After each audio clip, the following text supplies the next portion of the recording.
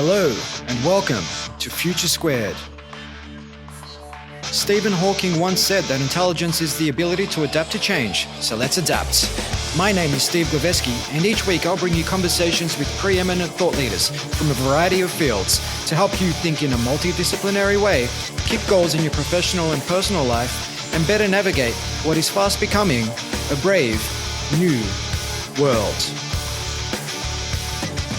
Future Squared is brought to you by Collective Campus, an innovation accelerator that works with organizations to unlock their people's latent potential to create more impact for humanity and lead more fulfilling lives. If you need help driving your organization's innovation strategy, visit collectivecampus.io. And without further ado, come with me if you want to live.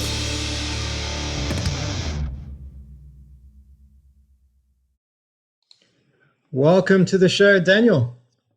Thank you, Steve. Thank you for having me. It's an absolute pleasure to have you on the program. Just before we jump right into things, I mean, it'd be great to just know how you're coping, hold up in Sydney, I believe, during this crazy times we find ourselves in. Yeah, so fortunately, a little bit better than in Victoria at the moment. So we're out of lockdown and able to get out and enjoy, go back to the restaurants and bars and back to our co-working spaces. So that's been really helpful. But do spare a thought for family and friends back in Victoria. So I hope everything's going well. Yeah. It's funny how much you value these things once they've been taken away. And I remember my first night out of lockdown I think it was about a month ago. The first time I went back to a restaurant, it was just like such a treat. Whereas previously I'd just taken that for granted. So I guess it speaks volumes of human nature, if you will. But really keen to jump into our conversation today to talk about Parpera, talk about fintechs in Australia. And I guess for our audience's benefit, I mean, we know each other from our time together at Ernst & Young many years ago. That's where I met you back in 2011. I can't believe it's been that long, almost 10 years. Wow, I hadn't even thought about that. But before we even get to that, I'd love to learn a little bit about your upbringing, Daniel. If you can take me back to when you were 10 years old, I'd love to learn a little bit about your upbringing and also how you first started to not necessarily get involved, but even just to start thinking about the notion of money or business, because that is essentially the wheelhouse you're playing in with Parpera today. Yeah, no, thanks, Steve. That's a really good point. And I think it's always really important to understand where certain thoughts or strands of thoughts start in one's life. You'll find often with a lot of business leaders, they'll often talk about where they were first inspired to do something, and that moment in their life will actually be years or decades before they actually ever did anything with that thought. So for me, I have very fond memories of back when I was 10 years old. My family has a small accounting firm that my mother and father worked together. I grew up in northwestern suburbs of Melbourne and in a migrant community. So exposure to business and exposure to the global economy wasn't something that was normal. And for me, I was always really curious about money and the role that had in people's lives, and specifically the role in people's lives when people knew what to do with it and what people did when they didn't know what to do with it. And as I mentioned, my father ran an accounting practice. He used to bring home tax returns every night to sort of prepare for the next day for his meetings. And one of the things we did around the dinner table was they used to have these dot matrix printed tax returns, and on the side you could peel off the sides. And you have to do that to prepare it. So a lot of my early childhood memories around preparing tax returns, which is sort of a fun activity, believe it or not. I never really wanted to be an accountant, but I was always really curious about why these documents were so important and the impact they had on other people's lives, and why people would go to my father for advice around that. I was always really passionate about technology growing up. I wanted to build a future for myself, and I felt that to do that, technology was going to be a really important part of our future, and that I should focus in that area. I could never really avoid that thought around, or I guess ignore that thought around the role that technology and financial services would play together. And throughout my teens, explored different forms of web development. I ran my own web design business when I was 17. And then I went into where we met, which was Ernst & Young, where I focused more on financial services We can go into that in a bit more detail if you like. But I guess, Steve, you never know who you're going to meet on the 32nd floor in 8 Exhibition Street, right? That's exactly right, my friend. And I mean, on technology itself, I mean, what was my first sort of exposure to technology per se, as we think about it today, was perhaps the Apple IIe desktop computer when I was about 6 years old in primary school. And it was just this super pixelated, I don't know, 8-bit machine, not even 8-bit. I mean, what was your sort of first experience with technology? Yeah, so I don't remember the model of the PC that we had, but one thing that I really liked to do, I used to like pulling apart computers. Oh yeah. So I used to like pulling them apart, understanding how all the parts work, and then I used to assemble them. So I used to build my own PCs and used to have a lot of fun exploring what all the different parts used to do. For me, I was quite fortunate. I actually won a competition when I was younger for a Sega Mega Drive. And so that was my first exposure to, I guess, a gaming console where I had all the different gaming consoles. And that was actually my first media exposure. Did you pull apart the Mega Drive as well? I did not pull apart the Mega Drive, no. I cherish that piece of equipment and still have it today. Yeah. Oh, man, I still have my Nintendo Entertainment System from like 1989 or something crazy like that. But before we move on, I mean, what was your favorite game on the Mega Drive? Well, that's a great question. Oh, wow. Yeah, we're going back quite a bit now.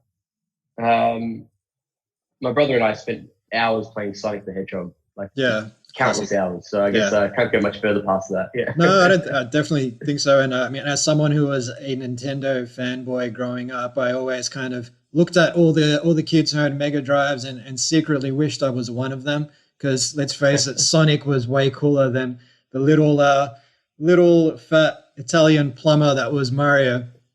I wasn't sure where we were going with that one. Yeah. So you grew up surrounded by, I suppose you grew up in a migrant family in the northern suburbs of Melbourne. You had early exposure to business-minded people, working with your dad at the accounting firm, pulling off those perforated strips on the dot matrix printed documents and whatnot. Started the web development firm at 17. And then you found your way into Ernst & Young. I mean, how old were you when you joined EY? Yeah, so I was 19 when I joined EY. That was just when I was going through my Bachelor of Information Systems at University of Melbourne. There was an opportunity to do a year-long co-op program there. And at that point in time, I actually focused on information security. So I worked with their what's now called cybersecurity practice. I was only with that practice for a short period of time before I realized I actually wanted to be more into the consulting business. I was always really curious about how business worked, just the whole end-to-end part of it. And, by focusing on technology early on, I didn't get to have that exposure, I guess, to the end-to-end and the strategic discussions that I wanted to have exposure to. So quite early on, I expressed the preference to move over into the performance improvement practice, and I guess built out a career in management consulting. As part of that, I was quite fortunate to be exposed to some high-profile projects. One of those being the internalization of a large industry super fund, and internalizing investment management capability. And that really exposed me to the world of asset management and understanding how money is managed in a sophisticated way, and the considerations around managing risk-return profiles and all the work and processes and risk management that goes into that to do that at scale. And we're talking about over, at the time, over $40 to $60 billion, and setting up an organization to then manage well into the mid-hundreds of billions of dollars. Yeah. Fantastic. And I mean, based on that experience, you spent a good, close to a decade, 7 or 8 years at EY before you moved to London to pursue an MBA at London Business School. Yeah. So as part of my time at EY, I was involved in growing out their wealth and asset management practice across the Asia Pac region. So that included spending time in Hong Kong and working across China and Singapore. We're working with large financial institutions there to look at how do you digitize financial services to extend reach and growth in the region, but also improve productivity and bring costs down to serve customers. I was really fascinated by how technology could be applied to financial advice and how very complex topics could be simplified through automation and through thinking through the customer experience, and making it very easy for people to understand what otherwise would require a lot of time and effort and education. And so that got my mind thinking about what are the possibilities available to us, and how can this be applied to other parts of financial services in a more holistic way.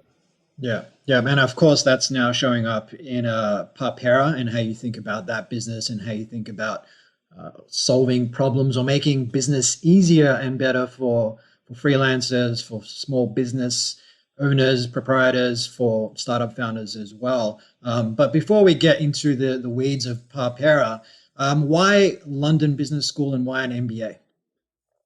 Yeah, great question. So I was always wanted to build a global career. For me, it was something that was really important to me. I wanted to receive a top tier education. I wanted to study alongside some of the brightest people in the world. And that was for me to make the investment, both from time and money, worthwhile.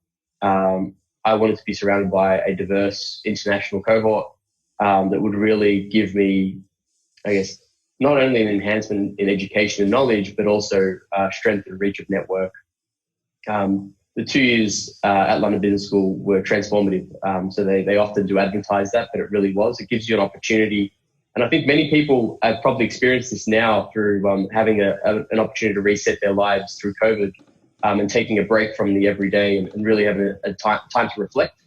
And what the time at London Business School gave me was an opportunity, and amongst everything else that I just mentioned around very intense schedule around education, meeting world leaders, meeting thought leaders, studying alongside some really talented individuals.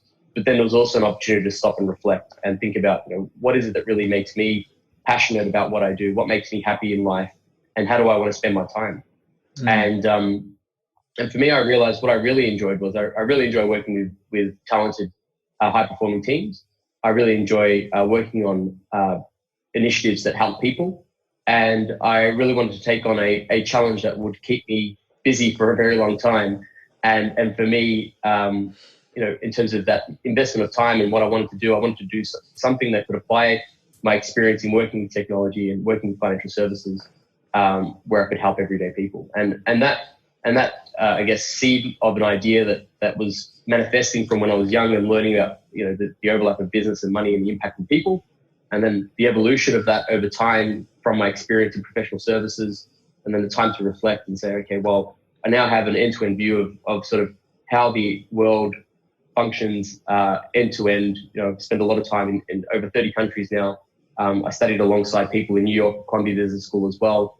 Spent some time in Dubai studying Islamic finance, and we worked as part of the MBA with some startups in Myanmar as well. So really got an in-depth view in terms of how people live and think in the wealthiest and poorest parts of the world. And the thing that struck me is that when people think about money, it doesn't really matter where they are. The impacts of money on people are the same. And so at the highest level, all of us have a need to make a living, to provide for ourselves and for our families or for our friends or community. And the access or education that we have around financial services or access to money changes the way we think and feel about that. It can be quite stressful to think about money and how people are going to earn it or manage it. And really, when I stopped and thought about, well, how do you solve this? I don't think you can take a siloed product-focused approach. It's not one product or one slice of financial services. You need to take a holistic view. And that's where I sort of apply the end-to-end wealth management view. But then when you go a bit deeper, and if I apply that to businesses where I believe the opportunities in Australia, you really have to think about the life cycle of that one goes through in terms of the ideation around setting up a business, setting up that business, managing that business, and then growing that business. And what are all the different pain points along the way, and how do you solve them? So I guess in a roundabout way, what I want to communicate is that to be able to solve this problem, which impacts a lot of people globally, you actually need to be very considerate of the end-to-end parts of that journey that people go on when they think about money and how they manage them. Yeah, definitely. And I guess when it comes to the MBA, I'd love to ask you two questions. One is, sure. In what way did the MBA prepare you for entrepreneurship? And in what way perhaps did it not prepare you for entrepreneurship? Yeah, so I think, really good question, Steve. So firstly, the MBA prepared me for entrepreneurship because it broke the mold that I was used to operating in. So I worked in a very structured environment. It was high pace, it was high performance, but it was also resource rich. So we always had people in every part of the world that we needed to be able to leverage to do things. And so that was kind of, I guess, to step out of that zone and then being in an environment where you're hitting reset, but also growing very quickly. You're dealing with a lot of change very quickly. You're moving around geographically quite quickly. And you're dealing with a lot of ambiguity and a lot of questions that can't necessarily be answered at the time, but you need to just learn to deal with it and move on. The course itself is quite structured and goes quite deep into entrepreneurship, so in certain parts. And so for me, I focused on strategy, finance, and entrepreneurship as my 3 key focus areas. Sometimes I wish I had a bit of space for more marketing, because I'm finding that's something that's quite useful now. And I know that Collective Campus is helping with that, so thank you. So realistically, what the MBA did actually was open up my eyes to what's possible. And I met people like you and I that had ideas. And then they invested time and they didn't get it right at the start. They failed a couple of times, but they persisted. And eventually out of an idea grew a very large business. And I think for me, seeing that and meeting people gave me the confidence to pursue something that I was quite passionate about. And just knowing that it was possible was enough to make me take that leap away from the safe environment that I was previously used to. It's not easy to give up a good career trajectory, a healthy salary, a good path when you're taking a big risk that could amount to failure. Yeah. So being comfortable with that failure is something that you have to get used to. And I think what's good about the MBA is that there's always someone better than you in a cohort like that, and you will fail often. And so it was getting used to failure, which was something the MBA did a really good job of, and opening up my eyes to the world. In terms of what it didn't prepare me for, well, the MBA is quite a significant investment of time and money. And so your ability to take risk post-MBA, it's the best time to take risk because you've just come out of this great environment where you're inspired and have a lot of energy and I guess thoughts about how you can contribute to the world. But then you're also coming out of a 2-year period where you haven't worked and you kind of have a need to go back into an employed environment. And so it doesn't prepare you, I guess, financially to take on entrepreneurship. But also what it probably doesn't prepare you for is, I guess that for me, I think like it's really around, I'll say it does give you a very well-rounded experience actually. So I wouldn't actually say there's much else missing. I would say it actually does give you a lot of the tools that you need to do this quite effectively. And I guess maybe given my previous background, and maybe what you're kind of, maybe a common criticism, I guess, of MBAs is that they come from like a corporate environment, you get an education and there's a sense of entitlement around that. And I think that some of that's misunderstood at times. I think a lot of people that actually go to a school, particularly like London Business School, have a strong degree of hustle behind them. And they're the sort of people that when they come up to a challenge will actually push quite hard to get through that challenge. And it's amazing what some people have actually gone on to do. And I'm quite proud of a lot of my peers that have taken a leap into entrepreneurship.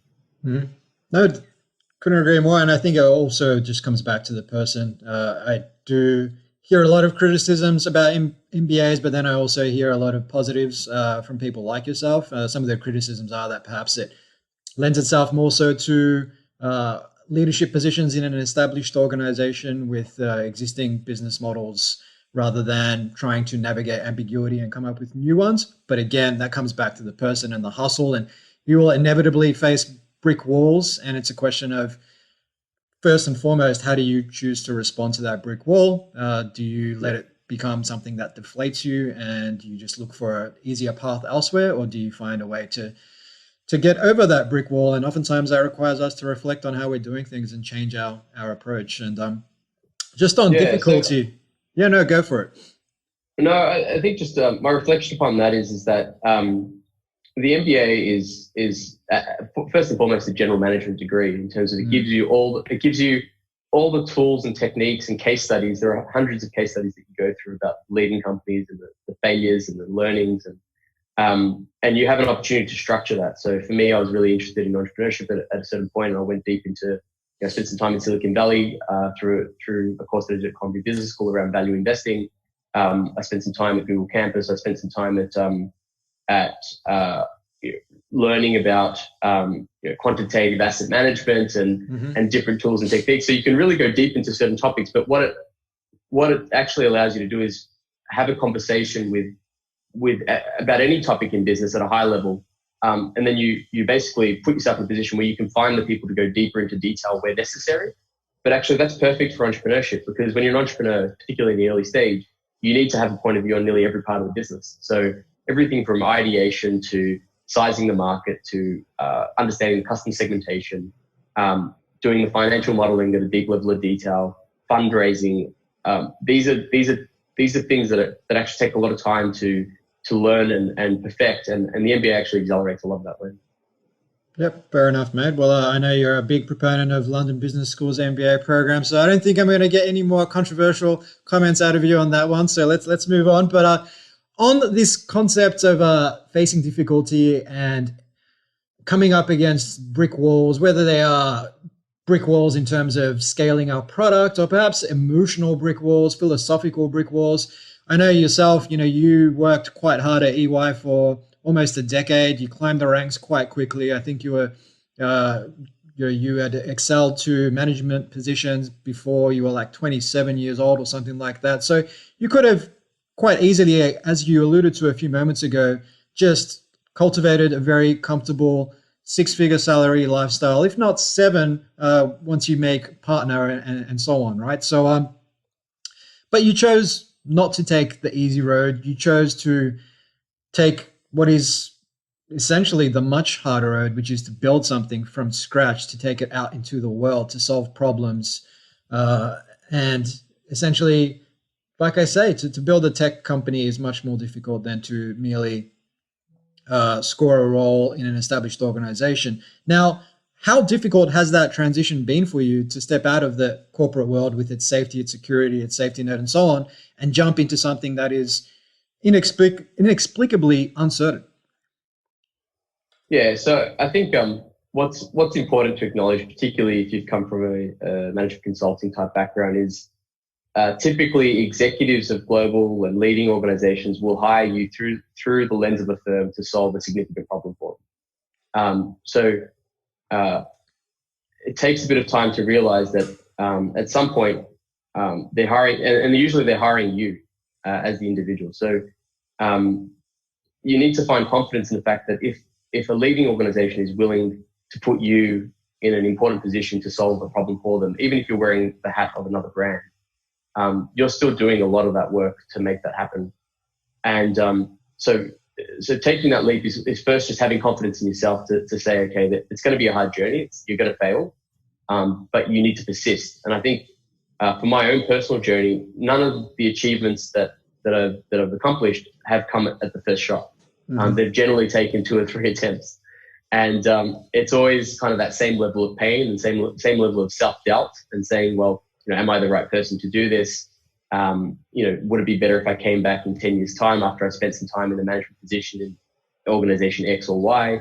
And the reality is that the only time you can actually push through those barriers is when you fully commit and fully invest in understanding something at a fine level of detail.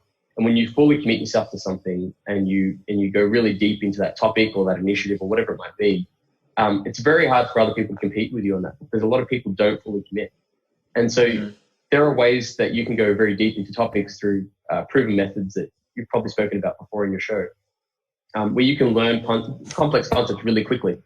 And that's basically what I do. So when I focus on a topic, I'll try to learn as much as possible, and I'll think very strategically about it at the highest level. Like, how does the industry work?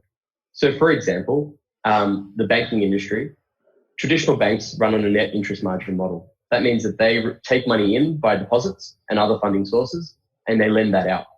And so for them to run a viable and profitable business, they rely on the margin or the difference between money in and money out, basically. When you're in a global macroeconomic environment where interest rates are low, there is and deflationary for that matter, there is pressure on those margins. And so therein lies a hint towards a weakness in the existing model. And that is, how do you maintain a sustainable business without additional fees and charges when the core part of your business model is under threat. And they're factors that aren't easily influenced by these large incumbent institutions. And so if you segment the problem in different ways, you can start to apply a framework to it and start to unpick it. So when you look at the market then, so look at the Australian market, the banking industry in the Australian market has been predominantly dominated by the Big Four. There hasn't been a lot of change. In the last 3 to 4 years has been the emergence of the new neobanks and challenger banks. The new neobanks have predominantly focused on consumer services, and the most successful challenger bank is focused on business, but it's larger businesses and lending to those businesses. And so when I look at the market, and I think the market, there's an actual real huge opportunity in terms of serving the underserved and undervalued segments. And for Australia, that's actually small businesses, and it's businesses with 0 to 4 employees. And so then you dive a bit deeper into that as well, and you start to understand those businesses. And when you look closely, what you realize is 1.2 million of those businesses are actually people. And so they're not so different to just everyday consumers, but because they've started a business, the banks treat them with a business hat and forget about the fact that they're people. Mm-hmm. And so these people fall in the cracks between consumer and business. And I know I've kind of diverged a little bit from your initial question, but effectively when you're going to take a challenge and you're going to go into something, you need to fully commit. And I think the longer you take to fully commit, the more setbacks you'll receive. You can only hedge your bet or hedge your risk for only so long before it becomes ineffective. And I guess a thing you learn in finance is that a full hedge is actually a very expensive way to manage money. No good asset manager ever fully hedges their bet. You don't want risk to be zero, because if you've got zero risk, you have zero return. 100%. Or at least you get return in line with the risk-free rate. Actually. Yeah. And as Bill Campbell, the Silicon Valley coach, he worked with the likes of Steve Jobs and Jeff Bezos and countless others. He basically said, if you're in, be all in, because it doesn't matter what it is. It could be a business venture or it could be a romantic relationship.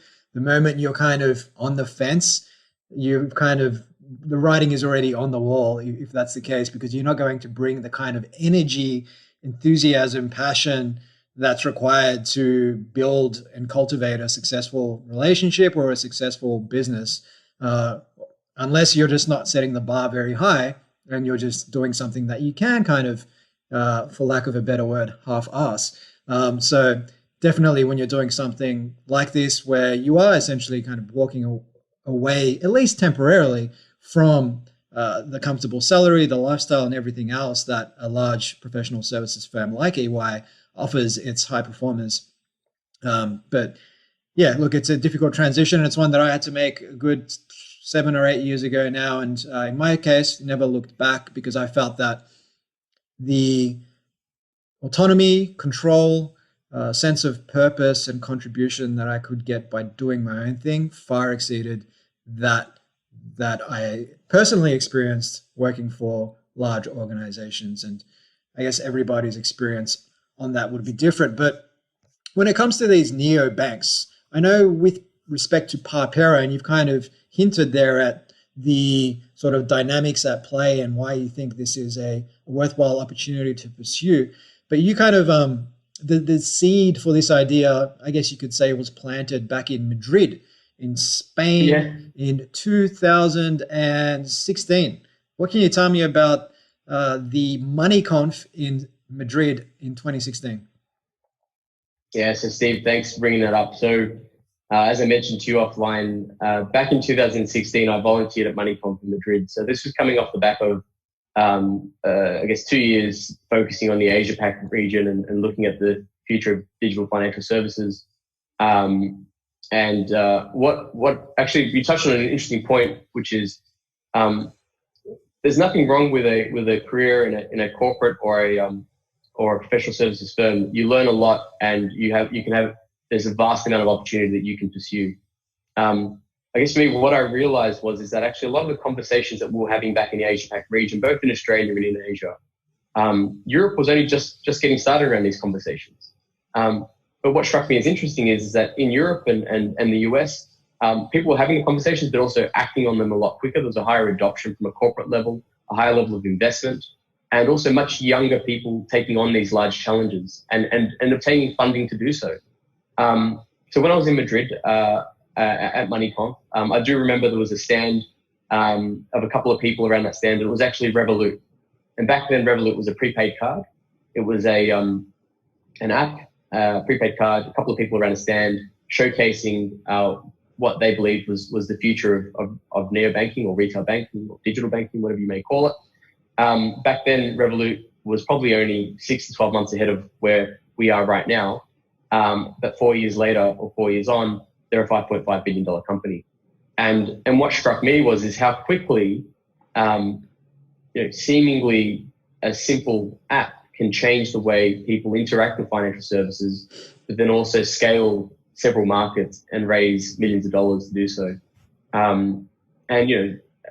Not without focusing on Revolut specifically, at the same point in time, Monzo was also getting started. And I remember being one of the holders of their prepaid Mondo card before they rebranded. And I was really inspired by the sense of community and the sense of how people actually, for a financial services product, what I felt they did really well is that they built this community around their product, and people not only used it, but they cared about the features and they advocated for it and they contributed to help develop it. And what I was fascinated with is how did they manage to do that? It's like, how do you inspire people to actually care?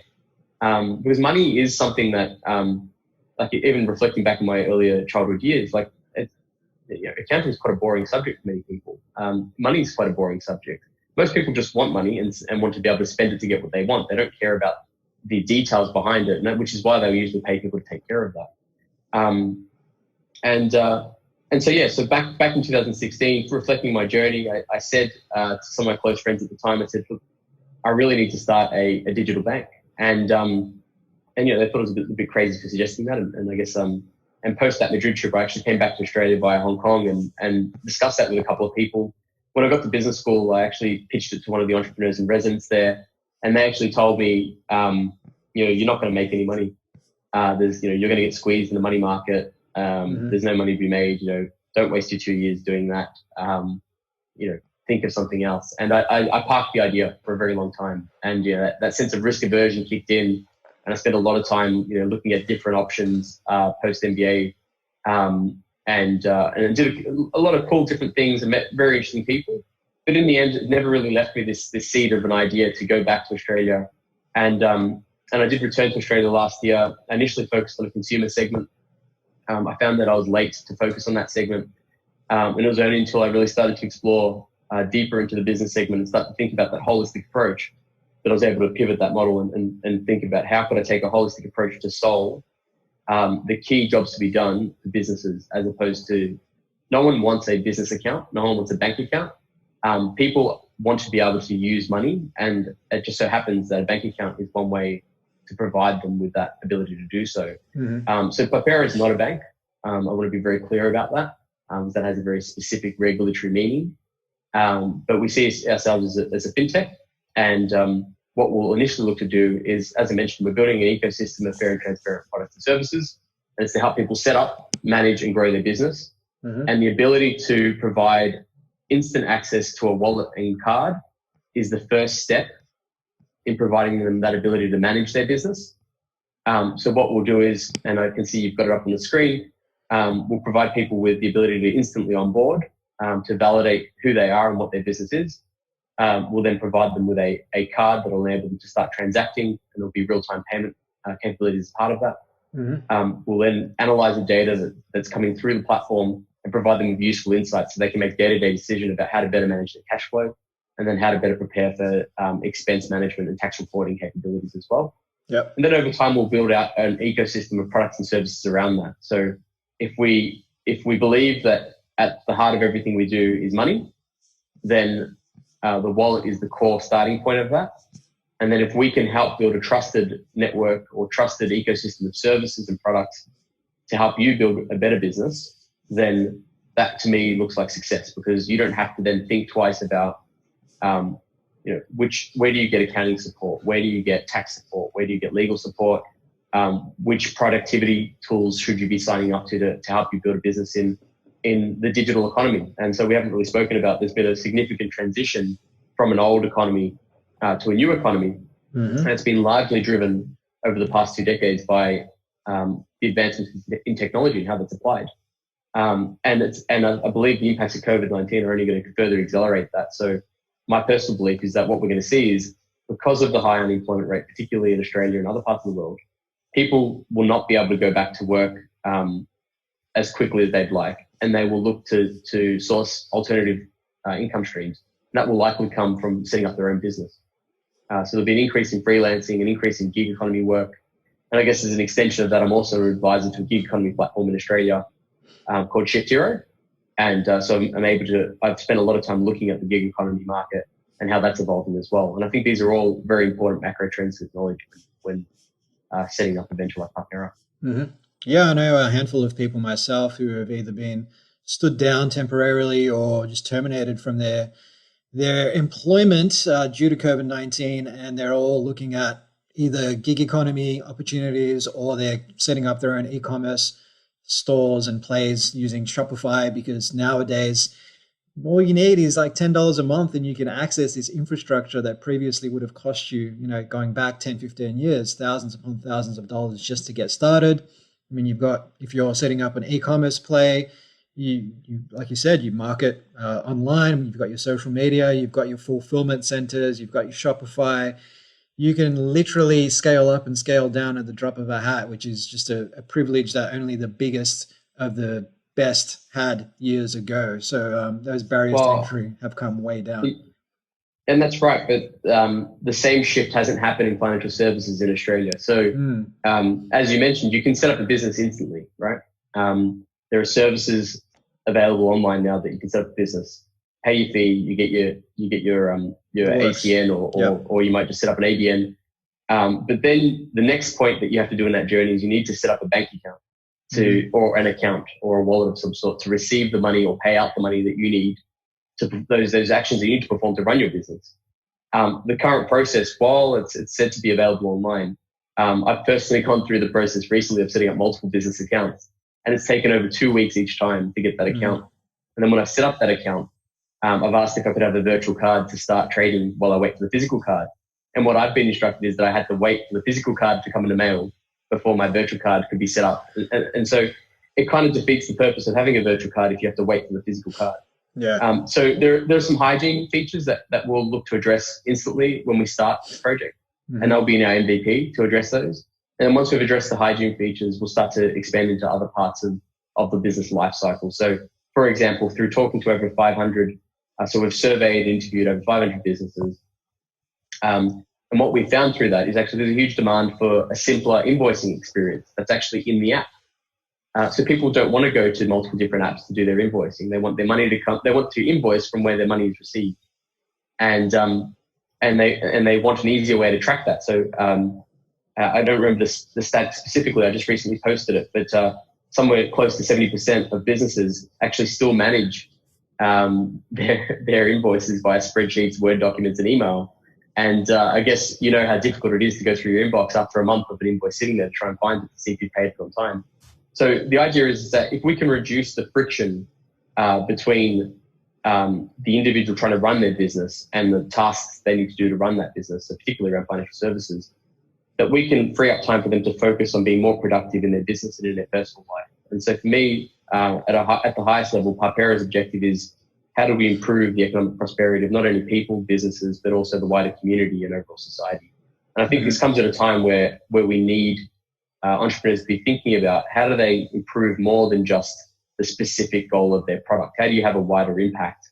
And I think what you find is a lot of people want to be part of something that has a purpose like that. And particularly a lot of the early members of our community have said that it's our purpose that really resonates with them. And a lot of our early employees and also people that we speak to about working with us, it's our purpose that really resonates with them. So it's not about the product, it's about what we're trying to achieve in the long term. Yeah. And I think as Marcus Aurelius, the Roman philosopher king, said, nothing should be done without purpose, whether that is in your personal life or your professional one. And I think when you have purpose at the core of what your company does, it does become a lot easier to not only galvanize employees, but also build a community around your brand as well, which is something that you see with a lot of the other neobanks across the world. And you're absolutely right when it comes to setting up those bank accounts. I mean, sure, you can use interim measures like whether it's Stripe or PayPal or something like that, but to get a legitimate bank account. I remember sitting in an office at a Big Four bank, and I'll name the bank. It was Westpac because they really need to improve their customer experience. I sat there for about an hour and a half, literally in a business bank manager's office, answering questions as they set up my business bank account for a new venture of mine for an hour and a half. And I just figured, firstly, why do I need to come to the office to answer these questions face to face? Obviously, there's many different ways to verify someone's ID. And secondly, it just seemed like I just felt that in this world where we have seamless, almost instant gratification for almost everything, to sit there for an hour and a half and answer a whole bunch of questions, many of which were repeat questions around my name, address, and things of that persuasion. I just couldn't reconcile these two worlds coming out of the tech sort of startup world and having to sit there for this, what felt like a 1980s sort of onboarding process. Yeah, and I empathize with your experience. Having spent 3.5 years in the UK, particularly between 2016 and 2019, I was fortunate to kind of live through this fintech revolution, and the discussions we're having right now, people were having there back in 2016 and a lot earlier probably as well. And it was really about, everything else is advancing. Why isn't financial services advancing at that same pace? And why don't I have that same level of customer experience that I could expect from other technology companies like your Googles, Facebook, Uber? Like, things should just be seamless. They should integrate with the things that are around me. A recent stat that we posted on our social media was that, I can't remember the exact percentage, but the third highest pain point that people had when dealing with their business bank was around connecting with other apps and services that they use. So there's definitely demand for that seamless connectivity. What I identified from the UK was that in Australia, actually, we're about 3 to 5 years behind where they are in the UK and in other parts of the world as well. And so we've got the ability to actually leverage a lot of the learnings from there.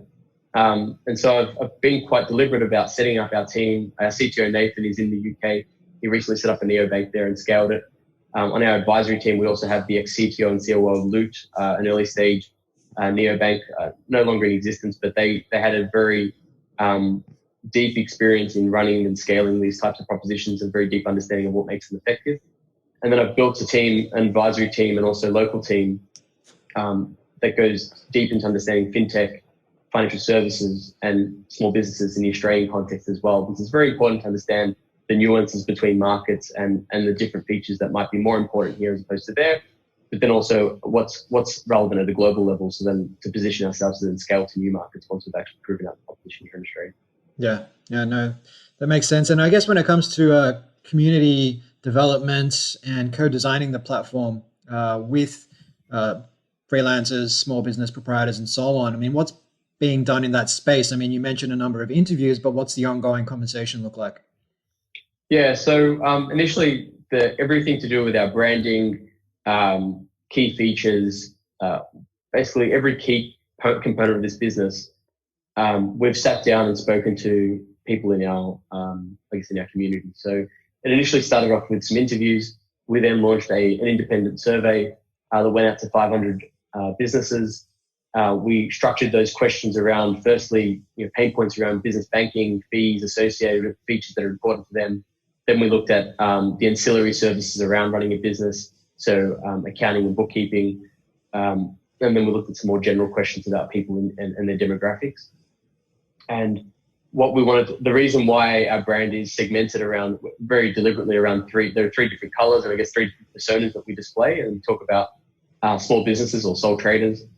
We talk about freelancers and we talk about entrepreneurs. And each of those subsegments actually have very specific needs and have quite interesting nuances between the way they interact with financial services.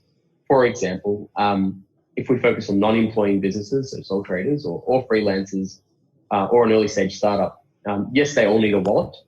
However, for an early stage startup, for example, invoicing isn't as important to them. So they're more looking to manage their cash flow because they've got money coming in to seed the business, but they're probably not generating revenue. So, but it's very important to make it easier for those types of businesses to go to market because we need a stronger entrepreneurship ecosystem here in Australia. So I'm very passionate about helping startups and entrepreneurs. Then you look at freelancers and service-based businesses. Freelancers will have 1 or 2 invoices a month, and they usually work with a set of clients, and then they need to be able to track sort of what are the tax obligations of that, what are the key expenses that are coming through, and then how do they pay themselves as well. And so one of the payment features that came up through the interviews were that, and I hadn't thought of before speaking to our customer base about that, which was the feature to be able to pay yourself, which we often forget about when running a business. Our business money is different to our personal money, and you need to be careful about how you pay that through yourself. And then when you're talking about small businesses, well, you start with what we're starting as service-based businesses. So goods-based businesses will eventually be on our roadmap as well, but they have very different needs to professional services business. So again, it's around invoice tracking, it's around cash flow management, and it's around then better reporting to enable them to attend to tax matters better as well. Fantastic. So to date, Daniel, how much has Parpera raised in terms of capital? Yep. So just excuse me for a second. That's blocked out there.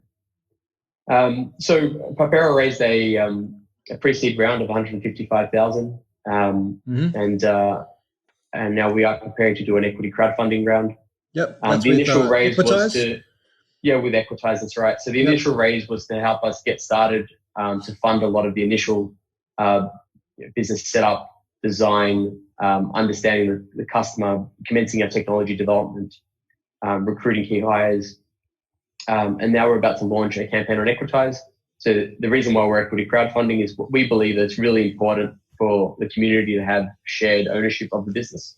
Mm-hmm. And we want to provide people to have ownership of that early on. So one of the really good things about equity crowdfunding is that it democratizes access to the unlisted asset class, or more importantly, the startup investments or private investments.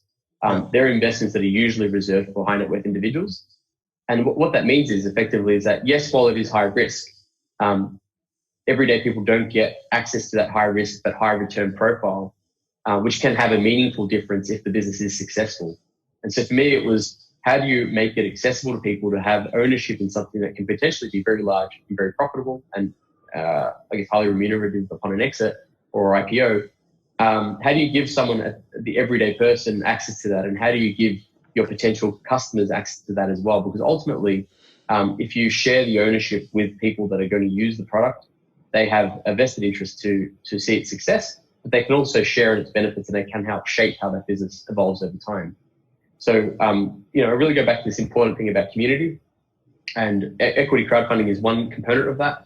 The other component is around our community forums, so starting to interact with people and starting to sort of give them a platform to express their frustrations around business, but also participate in the discussion around how do we make it easier for people to do business? What are the features that we should be building for Parpera? And then also connecting people, so helping people connect with other businesses and hopefully form like a place of trust where people can do business with each other, which we'll associate with our brand as well. So as part of the equity crowdfunding campaign, we're looking to raise a seed funding round. That round, we're finalizing what the minimum and maximum are going to be. I do encourage people to visit equitize.com and sign up to the page and register for that, because we really appreciate the support. Fantastic. And when will that crowdfunding campaign be going live? So we're very close to having it go live. We're just finalizing that. We anticipate that it will go live to the public in the next couple of weeks. Fantastic. And people can get a piece of Parpera for as little as, what, $500? Is that the minimum? So the minimum investment will be $250. Okay. We wanted to make it accessible to everyday people. So we thought $250 is something that wouldn't stretch a person's, appetite to invest. And then obviously that will give them an ownership of some of Parpera's shares, and we'll give them access to investor benefits as well, which we're shortly announcing. Fantastic. Well, all sounds good, Daniel. Congratulations on your journey thus far. I look forward to seeing how it unfolds over the next few years, and I'm excited to see what comes out of the next 12 months, specifically post the crowdfunding campaign with Equitize. I think what you're doing is definitely something that's needed and something that countless entrepreneurs I know will be keen to get on board with.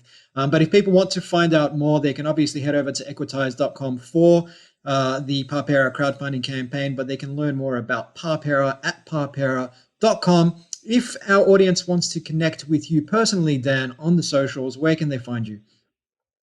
So you're welcome to email me at daniel@parpera.com. You're also welcome to contact me on our community forum, so community.parpera.com. Or you can find me on LinkedIn, Twitter, or Facebook. I'm on all of them, so please feel free to reach out. Fantastic. Well, thank you so much, Dan. It's been an absolute pleasure. Thank you, Steve. Really appreciate your time.